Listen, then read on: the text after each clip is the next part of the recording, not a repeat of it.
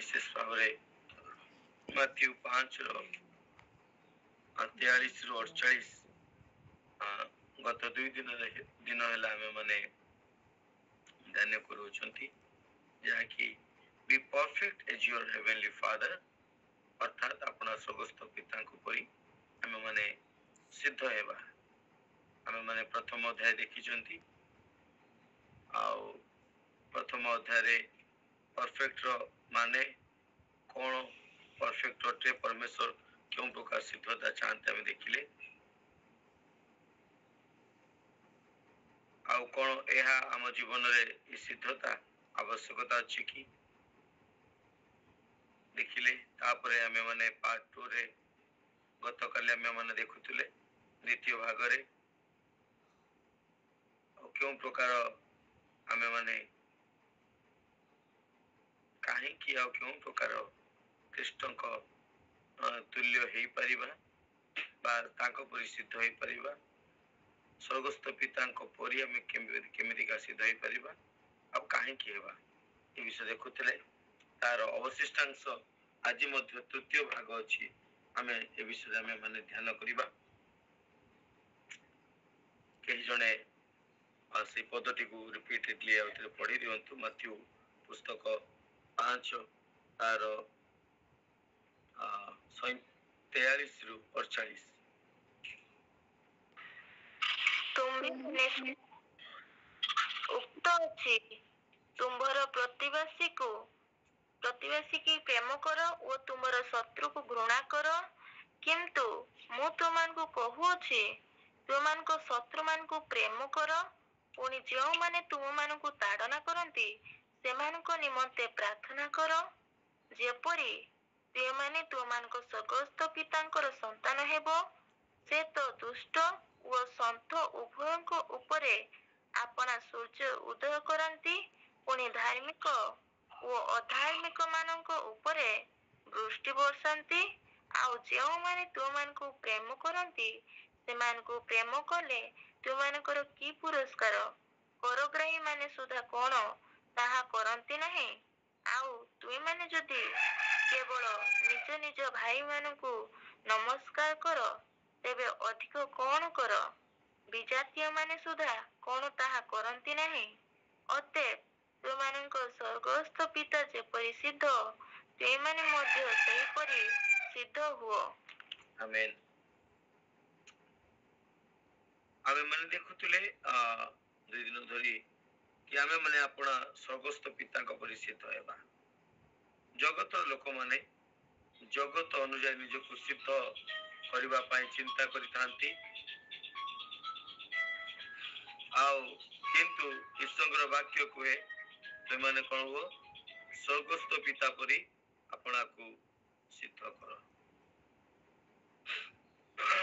तेबे स्वर्गस्थ पिता परी सिद्ध केमिति हबा जहा कि आमे माने 43-47 पद पर्यंत में देखिले प्रतिवासी को प्रेम करबा द्वारा पुणी शत्रु को मध्य प्रेम करबा द्वारा सेमानक पई प्रार्थना करबा द्वारा आउ परमेश्वर जहा कैरेक्टर जहा चरित्र से संत और दुष्ट उभय प्रति जेपरि वृष्टि बरसाती आमे माने मध्य सेही प्रकार आचरण उच्चारण करिबा तो तेबे कहीं की आउ क्यों प्रकार आमे जीशु को तुल्य हेबार आवश्यकता अछि सिद्ध हेबार आवश्यकता अछि प्रथम विषय आमे देखुतले ख्रीष्ट सेही प्रतिज्ञात मंजी अटंती को मंजी जो मंजी अब्राहम आदि पुस्तक 13:15 रे अब्राहम को परमेश्वर प्रतिज्ञा करथिले और आमे माने मध्य से अब्राहम कर मंजी अटु बा वंश अटु प्रथम विषय देखितले द्वितीय विषय हला जितबे ख्रीष्ट स्वर्गान्वित होई ऊर्ध्व को गमन कला परे पितांकर दक्षिण पार्श्व रे ବସି ଅଛନ୍ତି, ଆମେ ମାନେ ମଧ୍ୟ ସେଇ ପ୍ରକାର ପିତାଙ୍କର ଦକ୍ଷିଣ ପାର୍ଶ୍ୱରେ ବସିବା ପାଇଁ ସେ ଉପବେଶନ କରାଇ ଅଛନ୍ତି, ଆମକୁ ବସାଇ ଅଛନ୍ତି, ଯାହାକି ଆମେ ମାନେ ଦେଖୁଥିଲେ 8:34 ପୁଣି ପ୍ରକାଶିତ ବାକ୍ୟ 3:21 ଏ ସକଳ ପଦରେ ଆମେ ମାନେ ଦେଖୁଥିଲେ। ତୃତୀୟ ବିଷୟ ଆମେ ଦେଖିଥିଲେ ଯୀଶୁ ଯେମିତିକା ସନ୍ ଅଫ୍ ମୋଷ୍ଟ ହାଇ ଅର୍ଥାତ୍ ପରମେଶ୍ୱରଙ୍କର ପୁତ୍ର ଅଟନ୍ତି, ଆମେ ମାନେ ମଧ୍ୟ ତାହାଙ୍କର ପୁତ୍ର ଅଟୁ, ଯାହାକି ଲୋକଲିଖିତ ସୁସମାଚାର ତାର 6:35 ଅଧ୍ୟାୟରେ ଆମେ ମାନେ ଦେଖିଥିଲେ। ତେବେ ଆଜି ଆଉ କିଛି ବିଷୟ ଆମେ ମାନେ ପରମେଶ୍ୱରଙ୍କ ବାକ୍ୟରୁ ଧ୍ୟାନ କରିବା, ଯାହାକି ଯୀଶୁ ଯେପରିକା ଆମ ମାନଙ୍କର ଗ୍ରେଟ୍ ହାଇ ପ୍ରିଷ୍ଟ ଥିଲେ, ଅର୍ଥାତ୍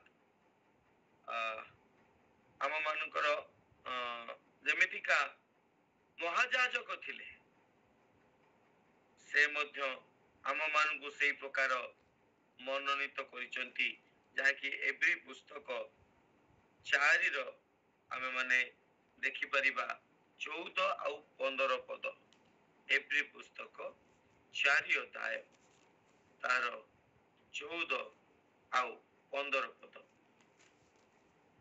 ଅତଏବ ସ୍ୱର୍ଗ ସମୂହ ମଧ୍ୟ ଦେଇ ଗମନ କରିଅଛନ୍ତି ଯେ ଈଶ୍ୱରଙ୍କ ପୁତ୍ର ଯୀଶୁ ସେ ଆମ୍ଭମାନଙ୍କର ପ୍ରଧାନ ମହାଯାଜକ ହେବାରୁ ଆସ ଆମେମାନେ ଆମ୍ଭମାନଙ୍କ ବିଶ୍ୱାସ ମତକୁ ଦୃଢ଼ ଭାବରେ ଧାରଣ କରୁ, କାରଣ ଯେ ଆମମାନଙ୍କ ଦୁର୍ବଳତାରେ ଆମମାନଙ୍କ ପ୍ରତି ସହାନୁଭୂତି ଦେଖେଇବାକୁ ଅସମର୍ଥ, ଆମମାନଙ୍କର ଏପରି ମହାଯାଜକ ନାହାନ୍ତି, ବରଂ ସେ ପାପ ରହିତ ହୋଇ ଆମ୍ଭମାନଙ୍କ ପରି ସର୍ବତ ଭାବେ ପରୀକ୍ଷିତ ହେଲେ। ସେ କେମିତି ମହାଯାଜକ ହେଲେ? ଆମ ମାନଙ୍କର ନିମନ୍ତେ ସର୍ବତ୍ର ସବୁ ସମୟରେ ପାପ ରହିତ ହେଲେ। ଆଉ କଣ କଲେ? କଷ୍ଟ ଉଠେଇଲେ, ବଳିଦାନ ଦେଲେ। ଆମକୁ ମଧ୍ୟ ସେଇ ପ୍ରକାର ପାପ ରହିତ ହୋଇ ଜୀବନ କାଟିବାର ଆବଶ୍ୟକତା ଅଛି, ଯାହା ଏଭ୍ରି ପୁସ୍ତକ 7:26-28 ଆମେ ମାନେ ପଢିପାରିବା। ଏଭ୍ରି ପୁସ୍ତକ 7:26-28।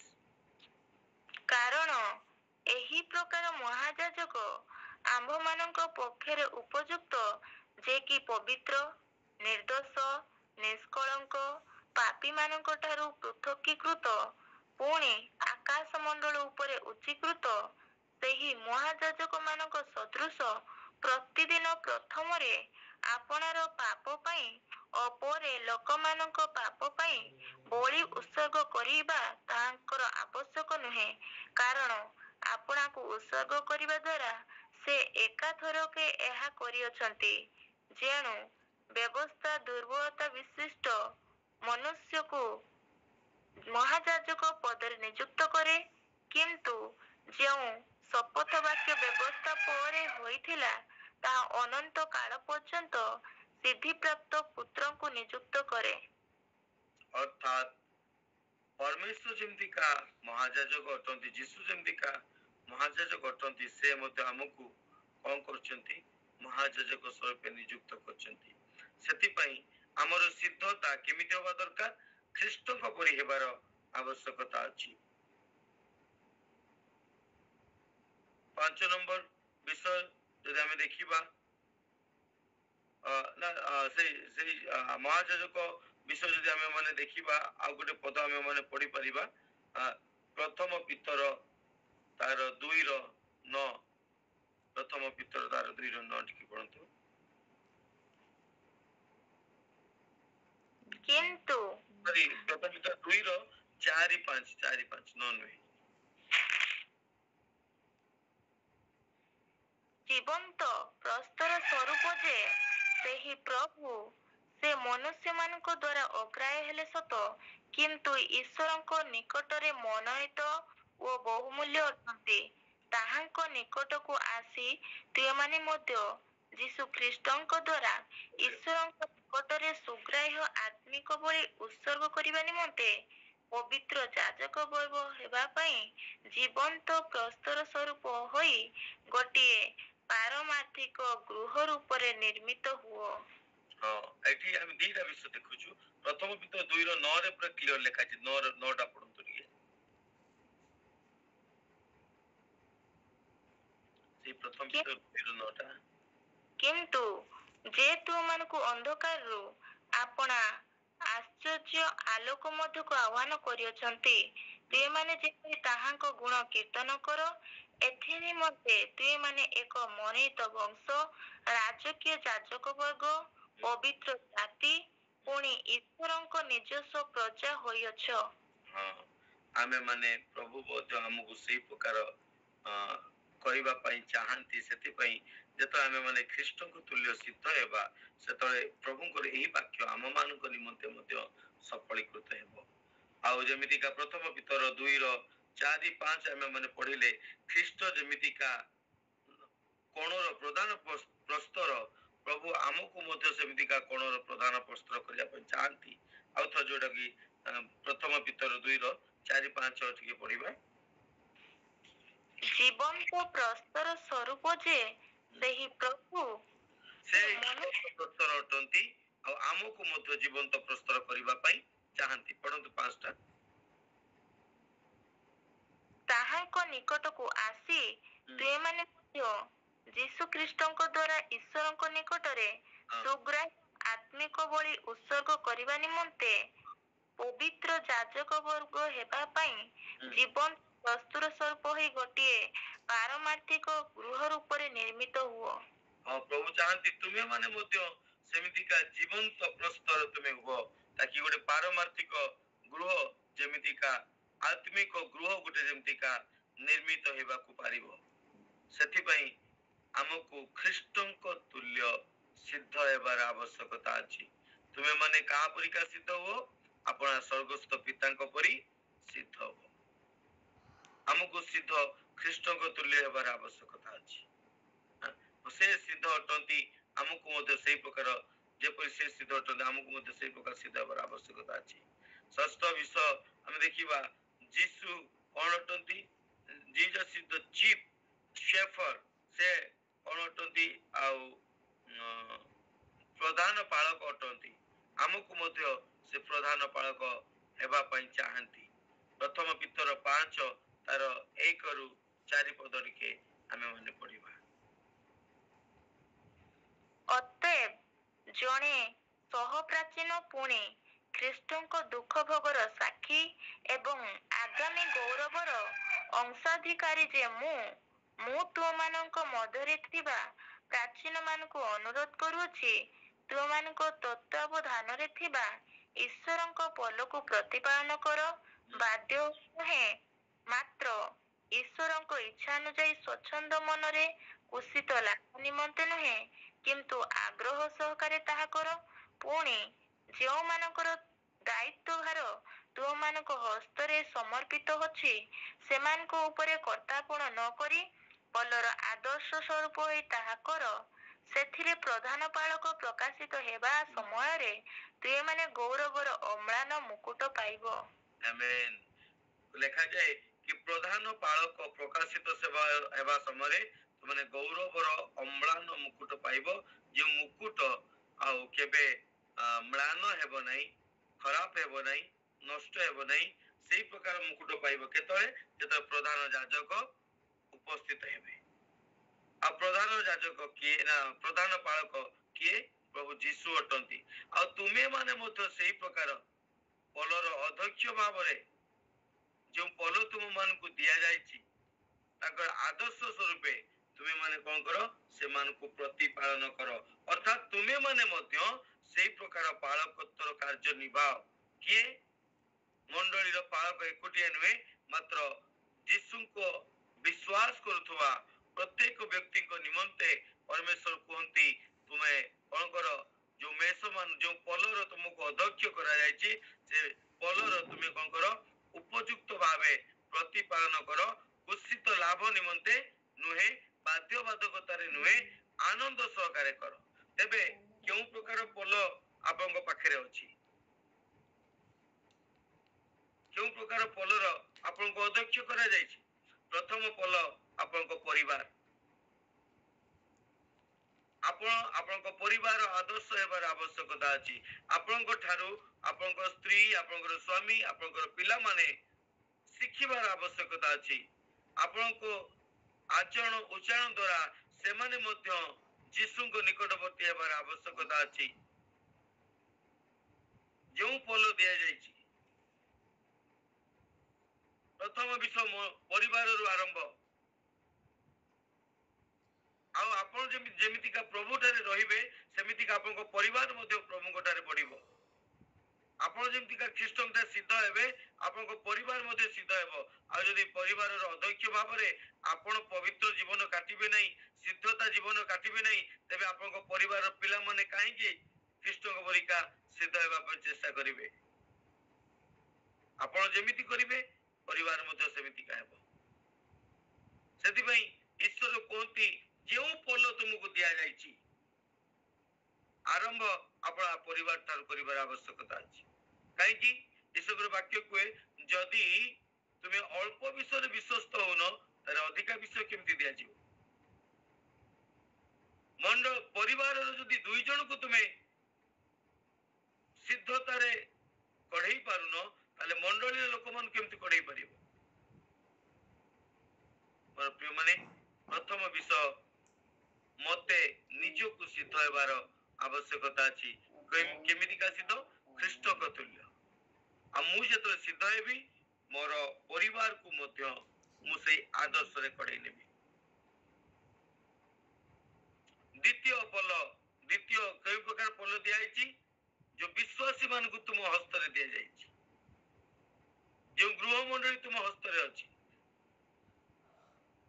ଯାହାକୁ ତୁମେ ସୁସମାଚାର କହିଛ, ଯେଉଁମାନେ ତୁମ ପାଖରେ ଅଛନ୍ତି, ସେମାନଙ୍କର ମଧ୍ୟ ତୁମକୁ ଆଦର୍ଶ ହେବାର ଆବଶ୍ୟକତା ଅଛି। ଖାଲି କହିଲେ ହେବ ନାହିଁ। ଆଦର୍ଶ ମାନେ କଣ?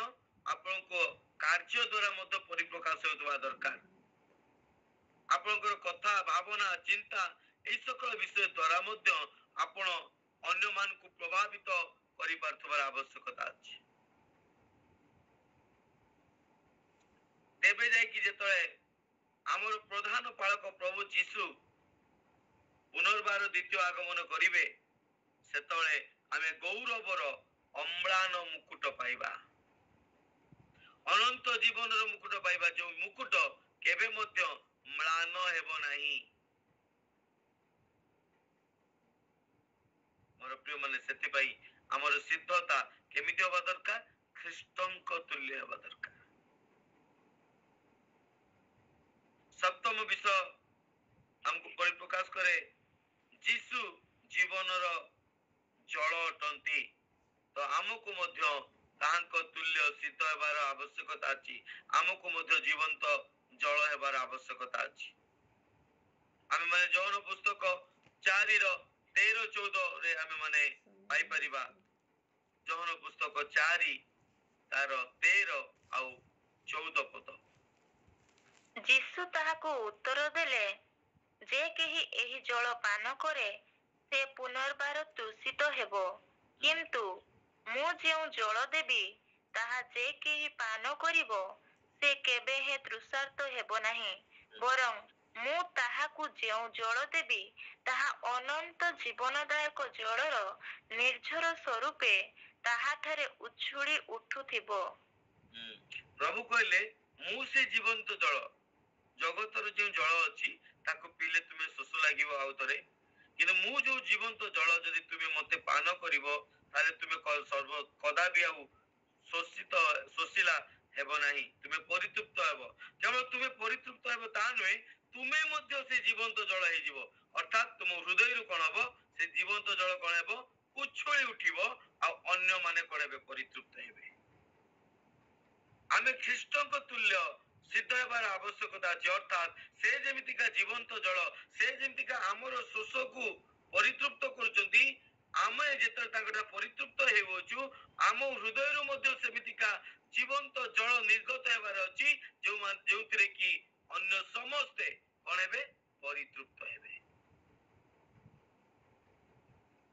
କଣ ଆମ ହୃଦୟରୁ ଆମ ଜୀବନରୁ ସେମିତିକା ଜଳ ଆଜି ନିର୍ଗତ ହଉଛି କି ଅନ୍ୟକୁ ପରିତୃପ୍ତ କରିବା ପାଇଁ ହେଉଛି ନା ଅନ୍ୟକୁ ଭାଙ୍ଗିବା ପାଇଁ ହେଉଛି? ଏହା ଆମକୁ ଚିନ୍ତା କରିବାର ବିଷୟ। କାରଣ ପ୍ରଭୁ କହନ୍ତି ତୁମର ସ୍ୱର୍ଗସ୍ଥ ପିତା ଯେମିତି ସିଦ୍ଧ ତୁମେ ସେମିତିକା ସିଦ୍ଧ ହୁଅ। ଯଦି ଏଇ ପ୍ରକାର ସିଦ୍ଧ ହଉନୁ ଆଉ ଜାଗତିକ ଭାବରେ ନିଜକୁ ଆମେ ମାନେ ସିଦ୍ଧ କରିବା ପାଇଁ ଚେଷ୍ଟା କରୁଛୁ, ସେ ସିଦ୍ଧତା ପରମେଶ୍ୱରଙ୍କ ନିକଟରେ ଗ୍ରହଣୀୟ ନୁହେଁ। ସେଥିପାଇଁ ପରମେଶ୍ୱର ଚାହାନ୍ତି ସେ ଯେପରି ଜୀବନ୍ତ ଜଳ ଆମେ ମାନେ ମଧ୍ୟ ସେମିତିକା ଜୀବନ୍ତ ଜଳର ସ୍ରୋତ ହେବାର ଆବଶ୍ୟକତା ଅଛି। ଅଷ୍ଟମ ବିଷୟ, ଯୀଶୁ ତାହାଙ୍କ ବଳିଦାନ ଦ୍ୱାରା ପାପୀ ମାନଙ୍କୁ ପରମେଶ୍ୱରଙ୍କ ସହିତ ଏକ କରେଇଲେ। ଆଉ ଆମେ ମାନେ ମଧ୍ୟ ପରମେଶ୍ୱର ଚାହାନ୍ତି କଣ ଆମ ଜୀବନରେ ବଳିଦାନ ଦ୍ୱାରା ଆମେ ତାହାଙ୍କ ପରିକା ସିଦ୍ଧ ହେବାର ଆବଶ୍ୟକତା ଅଛି, ତାକି ଅନେକ ଲୋକଙ୍କୁ ପ୍ରଭୁଙ୍କ ନିକଟବର୍ତ୍ତୀ କରେଇବାକୁ ପାରିବା। ଯେମିତିକା ଆମେ ମାନେ ରୋମିଓ ପୁସ୍ତକ 5 ତାର 10 ପଦରେ ପାଇବା, ଆଉ କଲୋସିୟ ତାର 1:20 ଆମେ ମାନେ ପାଇବା। ରୋମିଓ ପୁସ୍ତକ ପ୍ରଥମେ 5:10 ପଢିବା।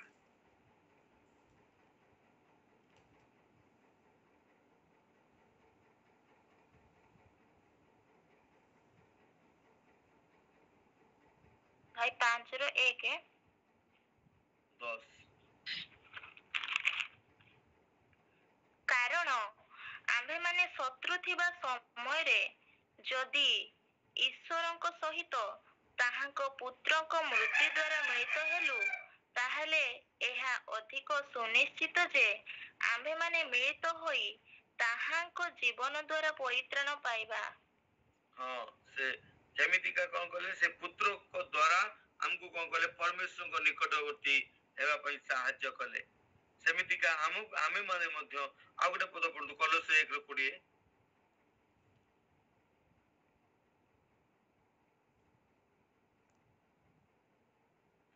ଅଚିନ୍ତ ଭାଇ ଅଛନ୍ତି କି ଲାଇନରେ? ବା ଯଦି ସୋନାଲି ଭଉଣୀ ଥିବେ ସିଏ ବି ପ୍ରସ୍ତୁତ ଥାଆନ୍ତୁ, ଦୟାକରି ଅଲ୍ଟରନେଟିଭ କରିକି ପଢନ୍ତୁ ଟିକେ। ପୁଣି ତାହାଙ୍କର କ୍ରୁଶର ରକ୍ତରେ ସେ ଶାନ୍ତି ସ୍ଥାପନ କରି ତାହାଙ୍କ ଦ୍ୱାରା ଆପଣା ସହିତ ସମସ୍ତର ମିଳନ କରନ୍ତି। ହଁ, ତାହାଙ୍କ ଦ୍ୱାରା ପୃଥିବୀ ବା ସ୍ୱର୍ଗରେ ସ୍ଥିତ ସମସ୍ତ ବିଷୟର ମିଳନ କରନ୍ତି। ହଁ, ଅର୍ଥାତ୍ ଖ୍ରୀଷ୍ଟଙ୍କ ଦ୍ୱାରା ଆମେ ମାନେ ପରମେଶ୍ୱରଙ୍କ ସହିତ ପାପୀ ମାନେ କଣ ହେଇପାରନ୍ତି? ମିଳିତ ହେଇଛନ୍ତି। ସେଦିନ କାଲଭରୀ କ୍ରୁଶରେ ଯଦି ଖ୍ରୀଷ୍ଟ ଆମ ପାଇଁ ବଳିଦାନ ଦେଇ ନଥାନ୍ତେ, ତାହେଲେ ମନ୍ଦିରର ସେ ବିଚ୍ଛେଦ ବସ୍ତ୍ର ଚିରି ନଥାନ୍ତା, ଆଉ ପରମେଶ୍ୱରଙ୍କର ଆମେ ମାନେ ପରମେଶ୍ୱରଙ୍କ ସହିତ ପୁନର୍ବାର ମିଳିତ ହେଇପାରି ନଥାନ୍ତୁ। ଆମର ପାପ ପରମେଶ୍ୱରଙ୍କ ଠାରୁ ଆମକୁ ପୃଥକ କରିକି ରଖେ। ଆଉ ଖ୍ରୀଷ୍ଟଙ୍କ ଦ୍ୱାରା ଆମେ ମାନେ ହିଁ କେବଳ ପରମେଶ୍ୱରଙ୍କ ନିକଟବର୍ତ୍ତୀ ହେଇପାରିବା। ପ୍ରିୟ ମାନେ, ସେଥିପାଇଁ ସେ ଚାହାନ୍ତି ଆମେ ମାନେ ମଧ୍ୟ ଅନେକଙ୍କୁ ଖ୍ରୀଷ୍ଟଙ୍କ ନିକଟବର୍ତ୍ତୀ କରାଉ। 2 କରନ୍ଥୀୟ 5 ତାର 18-20 ପଢିବା ପାଇଁ ପ୍ରସ୍ତୁତ ହୁଅନ୍ତୁ। 2 କରନ୍ଥୀୟ 5 ତାର 18-20।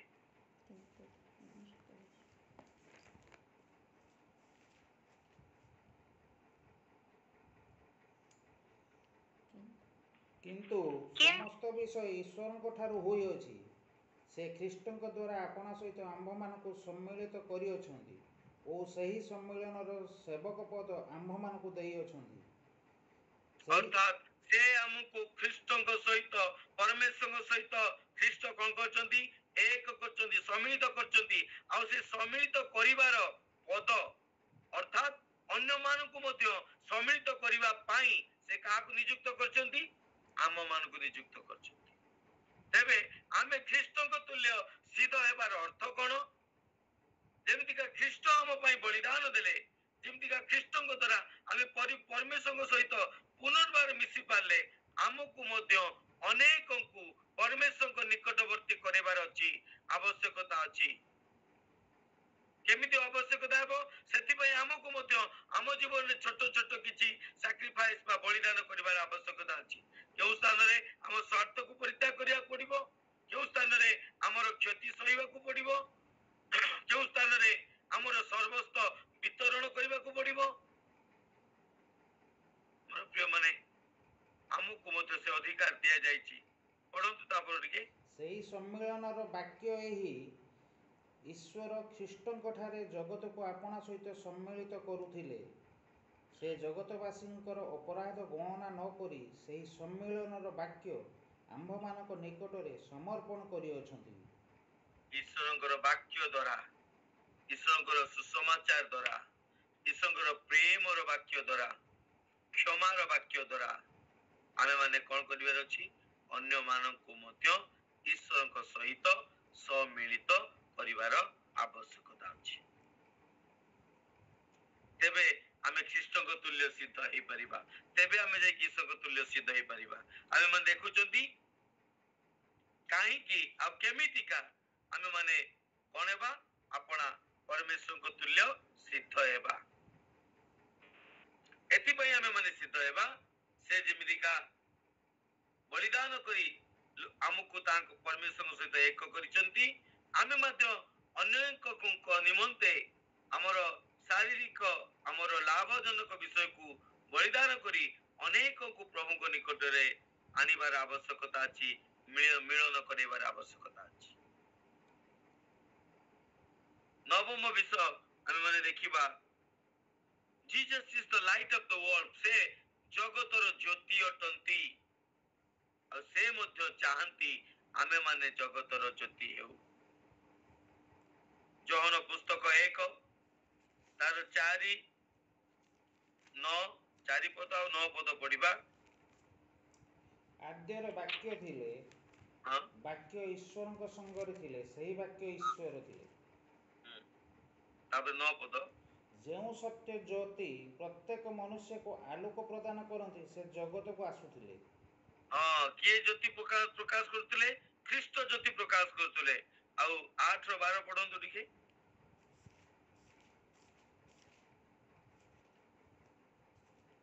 ସେଇ ଯୋହନ 8:12 ପଦ। ଯୀଶୁ ପୁନର୍ବାର ଲୋକମାନଙ୍କୁ ଶିକ୍ଷା ଦେଇ କହିଲେ, ମୁଁ ଜଗତର ଜ୍ୟୋତି। ଯେ ମୋର ଅନୁଗମନ କରେ ସେ କେବେ ହିଁ ଅନ୍ଧକାରରେ ଭ୍ରମଣ କରିବ ନାହିଁ, ବରଂ ଜୀବନର ଜ୍ୟୋତି ପାଇବ। ଓକେ, ତାପରେ 9:5।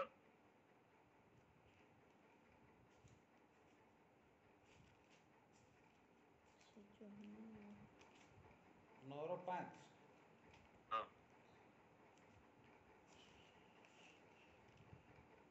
ମୁଁ ଯେ ପର୍ଯ୍ୟନ୍ତ ଜଗତରେ ଅଛି ସେ ପର୍ଯ୍ୟନ୍ତ ମୁଁ ଜଗତର ଜ୍ୟୋତି। ମୁଁ ଯେ ପର୍ଯ୍ୟନ୍ତ ଜଗତରେ ଅଛି ମୁଁ ସେ ପର୍ଯ୍ୟନ୍ତ ଜଗତର ଜ୍ୟୋତି। ଆଉ ପରମେଶ୍ୱର ଚାହାନ୍ତି ଆମେ ମାନେ ମଧ୍ୟ ଜଗତର ଜ୍ୟୋତି ହଉ। ଯେମିତିକା ମାଥ୍ୟୁ ପୁସ୍ତକ 5:14 ଆମେ ମାନେ ପଢିପାରିବା। ତୁମ୍ଭେମାନେ ଜଗତର ଜ୍ୟୋତି, ପର୍ବତ ସ୍ଥାପିତ ନଗର ଗୁପ୍ତ ହୋଇ ରହି ନ ପାରେ। ଅର୍ଥାତ୍ ତୁମେ ମାନେ ଆମେ ମାନଙ୍କୁ ମଧ୍ୟ ସେ ଜଗତର ଜ୍ୟୋତି କରିଅଛନ୍ତି। ତେବେ ସେଥିପାଇଁ ଆମେ ଖ୍ରୀଷ୍ଟଙ୍କ ତୁଲ୍ୟ ସିଦ୍ଧ ହେବା। ସେ ବି ଜଗତର ଜ୍ୟୋତି, ଆଉ ଆମକୁ ମଧ୍ୟ କ'ଣ କରୁଛନ୍ତି? ଜଗତର ଜ୍ୟୋତି ସ୍ୱରୂପ କରୁଛନ୍ତି। ଅର୍ଥାତ୍ ଆମର ଚରିତ୍ର, ଆମର କଥା, ଆମର ଚାଲିଚଳନ, ଆମର ଆଚାର ବ୍ୟବହାର, ଏ ସକଳ ବିଷୟ ଅନେକଙ୍କୁ କ'ଣ କରିବାର ଅଛି? ଆମ ଜୀବନ ଶୈଳୀ ଆଲୋକିତ କରିବାର ଅଛି। ଅନେକଙ୍କୁ କ'ଣ କରିବାର ଅଛି? ଆଲୋକର ରାସ୍ତା ଦେଖେଇବାର ଅଛି। ଅନ୍ଧକାର ମଧ୍ୟରୁ ବାହାର କରି ଆଣିବାର ଆବଶ୍ୟକତା ଅଛି। ମୋର ପ୍ରିୟ ମାନେ, ସେଥିପାଇଁ ପ୍ରଭୁ ଚାହାନ୍ତି ଆମେ ମାନେ ମଧ୍ୟ ଜଗତ ଜ୍ୟୋତି ହଉ। ଫିଲିପିଓ ପୁସ୍ତକ 2:14 କି ପଢନ୍ତୁ ଫଟାଫଟ ଟିକେ। ଫିଲିପିଓ ପୁସ୍ତକ 2:14।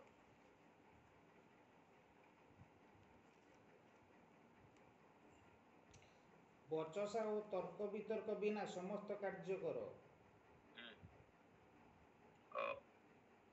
ଓକେ,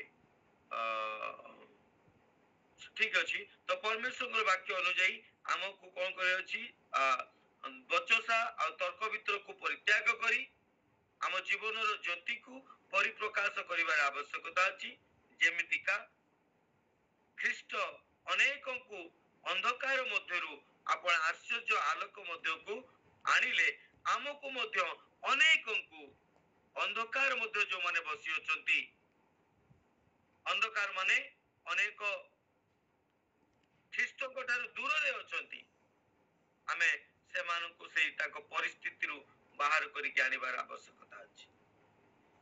ଦଶମ ବିଷୟ ଆମେ ଦେଖିବା, ପ୍ରେ ଲାଇକ୍ ଜିଜସ୍, ଲୋକଲିଖିତ ସୁସମାଚାର 11:1 ଟିକେ ଆମେ ମନେ ପଡିବା।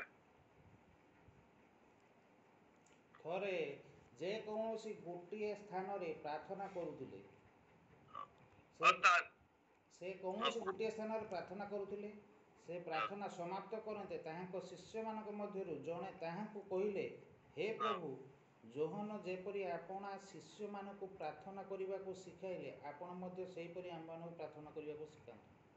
ହଁ, ସେ ପ୍ରାର୍ଥନାଶୀଳ ଥିଲେ। ଖ୍ରୀଷ୍ଟ ଯେପରିକା ପ୍ରାର୍ଥନାଶୀଳ ଥିଲେ, ଆମେ ଯଦି ପିତାଙ୍କ ତୁଲ୍ୟ, ସ୍ୱର୍ଗସ୍ଥ ପିତାଙ୍କ ତୁଲ୍ୟ ସିଦ୍ଧ ହେବା ପାଇଁ ଚାହୁଁଛୁ, ତାହେଲେ ଆମେ ମାନେ ମଧ୍ୟ ପ୍ରାର୍ଥନାଶୀଳ ଜୀବନ କାଟିବାର ଆବଶ୍ୟକତା ଅଛି। ଆମେ ମାନେ ଏଇ ଦିନ ମାନଙ୍କରେ ଧ୍ୟାନ କଣ କରୁଛୁ? ତୁମର ସ୍ୱର୍ଗସ୍ଥ ପିତା ଯେମିତିକା ସିଦ୍ଧ, ତୁମ ମାନଙ୍କୁ ମଧ୍ୟ ସେଇ ପ୍ରକାର ସିଦ୍ଧ ହେବାର ଆବଶ୍ୟକତା ଅଛି। ଯଦି ଆମେ ମାନେ ସିଦ୍ଧ ହେବା ପାଇଁ ଚାହୁଁଛୁ, ତାହେଲେ ଆମ ମାନଙ୍କ ପ୍ରାର୍ଥନାଶୀଳ ଜୀବନକୁ ଆଉ ଟିକେ ଉଦ୍ଦୀପିତ କରିବାର ଆବଶ୍ୟକତା ଅଛି, ଆଉ ଟିକେ ପ୍ରଜ୍ୱଳିତ କରିବାର ଆବଶ୍ୟକତା ଅଛି, ତାକି ଆମେ ମାନେ ସାଙ୍କ ପରିକା ସିଦ୍ଧ ହେଇପାରୁ। ଆମେ ଯେତେ ପର୍ଯ୍ୟନ୍ତ ପ୍ରାର୍ଥନାଶୀଳ ଜୀବନ କାଟିବା ନାହିଁ, ସେତେ ପର୍ଯ୍ୟନ୍ତ ଖ୍ରୀଷ୍ଟଙ୍କ ତୁଲ୍ୟ ସିଦ୍ଧ ହେଇପାରିବା ନାହିଁ। କାରଣ ସେ ଶିଷ୍ୟ ମାନଙ୍କ ଦିନ ସାରା ଶିଷ୍ୟ ମାନଙ୍କ ସହିତ ଅନେକ ଆଶ୍ଚର୍ଯ୍ୟ କାର୍ଯ୍ୟ କରୁଥିଲେ। ପୁଣି ରାତ୍ର ସମୟରେ ସମୟ ନ ପାଇଲେ ମଧ୍ୟ ରାତ୍ର ସମୟରେ ସେ କଣ କରୁଥିଲେ? ପ୍ରାର୍ଥନା କରୁଥିଲେ। ମୋର ପ୍ରିୟ ମାନେ, ଆମକୁ ମଧ୍ୟ ପ୍ରାର୍ଥନା କରିବାର ଆବଶ୍ୟକତା ଅଛି।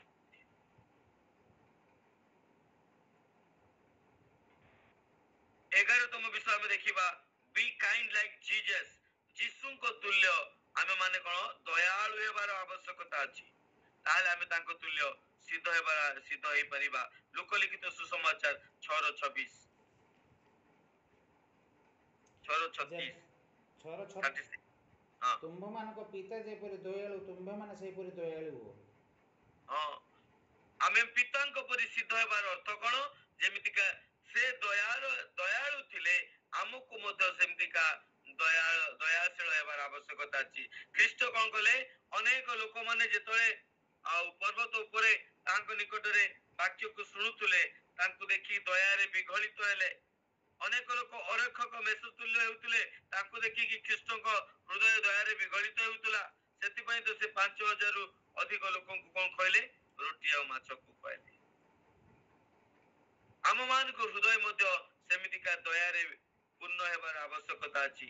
12 ନମ୍ବର ବିଷୟ ଆମେ ଦେଖିବା, ବି ମର୍ସିଫୁଲ ଲାଇକ୍ ଖ୍ରାଇଷ୍ଟ, ଖ୍ରୀଷ୍ଟଙ୍କ ତୁଲ୍ୟ ଆମେ ମାନେ କଣ ହବାର ଅଛି? ମର୍ସିଫୁଲ ଅର୍ଥାତ୍ ଅନୁଗ୍ରହକାରୀ, ଅନୁଗ୍ରହଶୀଳ ହେବାର ଆବଶ୍ୟକତା ଅଛି। ପରନ୍ତୁ ଲୋକଲିଖିତ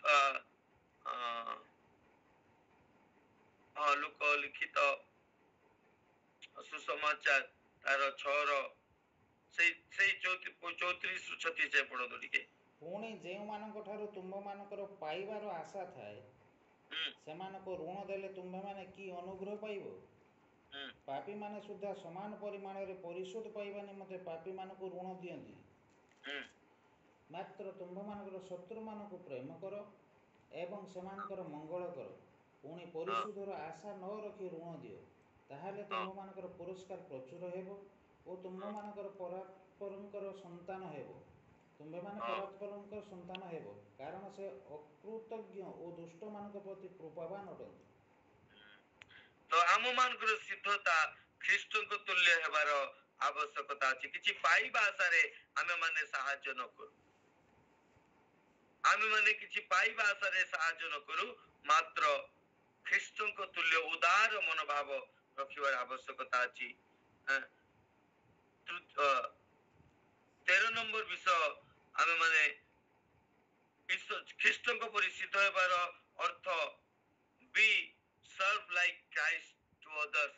ଅନ୍ୟମାନଙ୍କ ନିମନ୍ତେ ଖ୍ରୀଷ୍ଟ ଯେମିତିକା ସେବା କରୁଥିଲେ ଆମକୁ ସେବା କରିବାର ଆବଶ୍ୟକତା ଅଛି। ଯୌନ 13 ତାର 15ରୁ 17 ଯାଇକି ଟିକେ ପଢନ୍ତୁ। ଯୌନ 13 ଥାଏ 15ରୁ 17 ଯାଏ। କାରଣ ତୁମମାନଙ୍କ ପ୍ରତି ମୁଁ ଯେପରି କରିଅଛି ତୁମେମାନେ ମଧ୍ୟ ଯେ ସେପରି କର।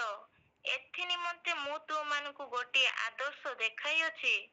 ସତ୍ୟ ସତ୍ୟ ମୁଁ ତୁମମାନଙ୍କୁ କହୁଅଛି, ଦାସ ଆପଣା କର୍ତ୍ତା ଠାରୁ ଶ୍ରେଷ୍ଠ ନୁହେଁ, କିମ୍ବା ପ୍ରେରିତ ଆପଣା ପ୍ରେରକ ଠାରୁ ଶ୍ରେଷ୍ଠ ନୁହେଁ। ଯଦି ତୁମେମାନେ ଏହି ସବୁ ଜାଣ, ତେବେ ସେହି ପ୍ରକାର କଲେ ତୁମେମାନେ ଧନ୍ୟ। ହଁ, ଆମେ ଖ୍ରୀଷ୍ଟଙ୍କ ତୁଲ୍ୟ ସିଦ୍ଧ ହେବାର ଅର୍ଥ, ଖ୍ରୀଷ୍ଟ କହିଲେ ମୁଁ ସେବା ପାଇବା ପାଇଁ ନୁହେଁ, ମାତ୍ର ସେବା କରିବା ପାଇଁ ଆସିଅଛି। ପରସ୍ପର କଣ କରିବାର ଅଛି? ସେବା କରିବାର ଆବଶ୍ୟକତା ଅଛି। ଯଦି ଖ୍ରୀଷ୍ଟଙ୍କ ତୁଲ୍ୟ ସିଦ୍ଧ ହେବାର ଅଛି, ଖ୍ରୀଷ୍ଟ କଣ କଲେ? ଆପଣା ଶିଷ୍ୟ ମାନଙ୍କର ମଧ୍ୟ ପାଦ ଧୋଇଦେଲେ। ଆଉ କହିଲେ ଏହି ସକଳ ବିଷୟ ମୁଁ ତୁମକୁ କରିକି ଦେଖାଉଛି, ତାହା ତୁମେ ପରସ୍ପର ପ୍ରତି ମଧ୍ୟ କର।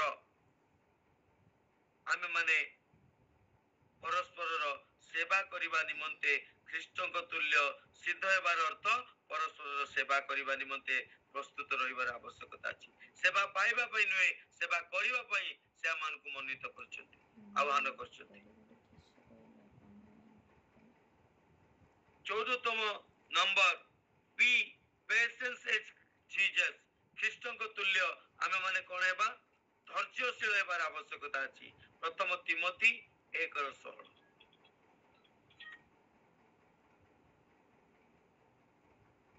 ପ୍ରଥମ ତିମୋଥୀ 1:16।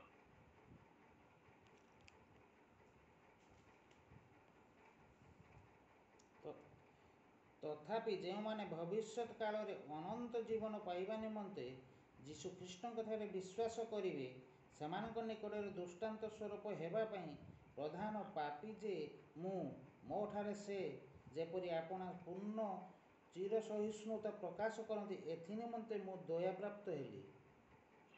ଅର୍ଥାତ୍ ଆମେ ଚିର ସହିଷ୍ଣୁତା ନିମନ୍ତେ ଆମେ ମାନେ ଚିର ସହିଷ୍ଣୁ ହେବା, ଯୀଶୁଙ୍କ ପରି ଆମେ ଚିର ସହିଷ୍ଣୁ ହେବା ଦ୍ୱାରା ତାହାଙ୍କ ତୁଲ୍ୟ ଆମେ ସିଦ୍ଧ ହେଇପାରିବା। ଆମେ ପ୍ରତ୍ୟେକ ବିଷୟରେ ଚିର ସହିଷ୍ଣୁ ହେବାର ଆବଶ୍ୟକତା ଅଛି। ଧୈର୍ଯ୍ୟର ସହିତ ଅପେକ୍ଷା କରିବାର ଆବଶ୍ୟକତା ଅଛି। ଧୈର୍ଯ୍ୟର ସହିତ ରିଆକ୍ଟ କରିବାର ଆବଶ୍ୟକତା ଅଛି। ମୋର ପ୍ରିୟ ମାନେ, ତେବେ ଆମେ ଖ୍ରୀଷ୍ଟଙ୍କ ତୁଲ୍ୟ ସିଦ୍ଧ ହେଇପାରିବା। 15 ନମ୍ବର ବିଷୟ, ଆମେ ଖ୍ରୀଷ୍ଟଙ୍କ ତୁଲ୍ୟ ପିଓର ହେବାର ଆବଶ୍ୟକତା ଅଛି, ପବିତ୍ର ହେବାର ଆବଶ୍ୟକତା ଅଛି। ପଢନ୍ତୁ ଟିକେ କି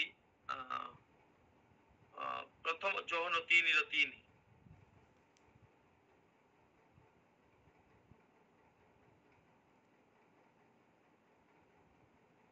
ଆଉ ଯେ କେହି ତାହାଙ୍କଠାରେ ଏହି ଭରସା ସ୍ଥାପନ କରିଅଛି, ସେ ଯେପରି ପବିତ୍ର ଅଟନ୍ତି, ସେ ସେହିପରି ଆପଣାକୁ ପବିତ୍ର କରେ।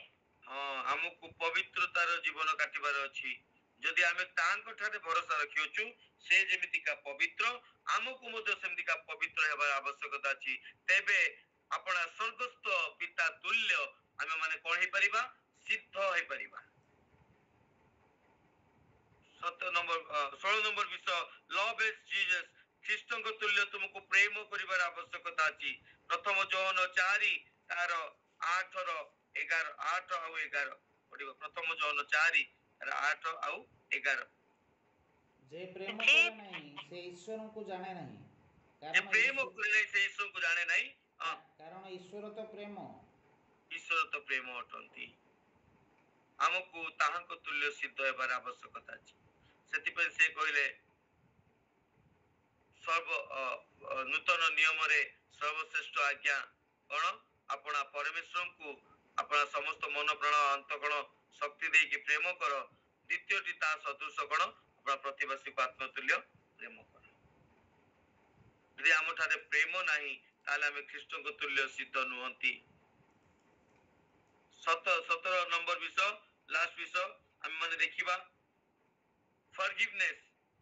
ଖ୍ରୀଷ୍ଟଙ୍କ ତୁଲ୍ୟ ଆମ ମାନଙ୍କ ଠାରେ କ୍ଷମା ଦେବାର ସ୍ୱଭାବ ରହିବାର ଆବଶ୍ୟକତା ଅଛି, ଯାହାକି ମାଥ୍ୟୁ ଲିଖିତ ସୁସମାଚାର ତାର 6:12, 14 ଆଉ 15 ପଦର ଆମେ ପାଇବା। ମାଥ୍ୟୁ ଲିଖିତ ସୁସମାଚାର ଆମ୍ଭେମାନେ 6। ଯେପରି ଆପଣା ଆପଣା ଅପରାଧୀମାନଙ୍କୁ କ୍ଷମା କରିଅଛୁ, ସେହିପରି ଆମ୍ଭମାନଙ୍କର ଅପରାଧ ସବୁ କ୍ଷମା କର। ଯେପରି ଆମେ କ୍ଷମା କରିବା ସେଇ ପ୍ରକାର ଆମେ ପରମେଶ୍ୱରଠାରୁ କ୍ଷମା ପାଇବା।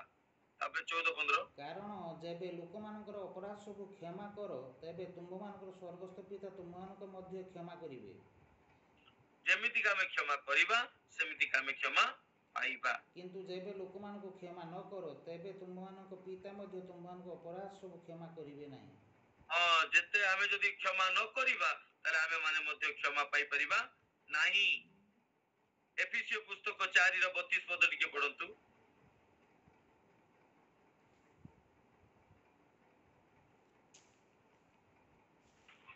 ଆଉ ପରସ୍ପର ପ୍ରତି ସଦୟ ହୁଅ, କୋମଳ ହୃଦୟ ହୁଅ, ପୁଣି ଈଶ୍ୱର ଖ୍ରୀଷ୍ଟଙ୍କ ଠାରେ ତୁମମାନଙ୍କୁ ଯେପରି କ୍ଷମା କଲେ ସେପରି ପରସ୍ପରକୁ କ୍ଷମା କର।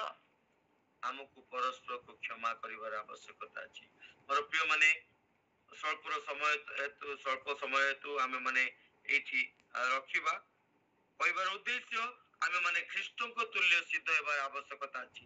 ଯଦି ଆମେ ମାନେ ଖ୍ରୀଷ୍ଟଙ୍କ ତୁଲ୍ୟ ସିଦ୍ଧ ହେବା ପାଇଁ ଚାହୁଁ, କାହିଁକି ହେବା ଦରକାର? କାରଣ ସେ ସେଇ ପ୍ରତିଜ୍ଞାତ ମଞ୍ଜି ଅଟନ୍ତି।